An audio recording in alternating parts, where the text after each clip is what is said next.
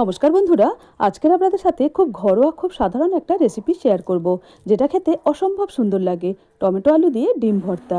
তবে অনেকেই ডিম ভর্তা বানায়, প্রত্যেক ভর্তার টেস্ট কিন্তু আলাদা আলাদা হয়। তবে আমি যেভাবে বানাই সেটাই আপনাদের সাথে শেয়ার করছি। প্রথমে কড়াইয়ে তেল গরম করে নিয়েছি। এইবার ওই তেলের মধ্যে আগে থেকে একটা ডিম লবণ হলুদ মিশিয়ে রেখেছিলাম, ওই ডিমটা কড়াইয়ের মধ্যে দিয়ে হালকা নেড়ে চেড়ে ভেজে নেব।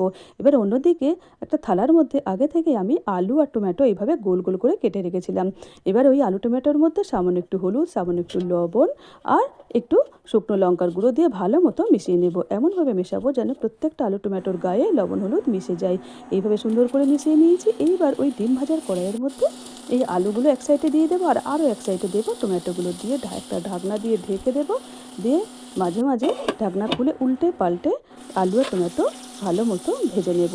এমনভাবে ভাজবো যেন পুড়ে না যায়, পুড়ে গেলে আবার ভর্তা তেতো লাগবে।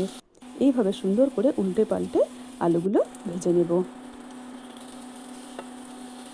এইভাবে আলুগুলো ভেজে নিয়েছি। এইবার এই আলুগুলো অন্য একটা থালার মধ্যে তুলে রাখবো।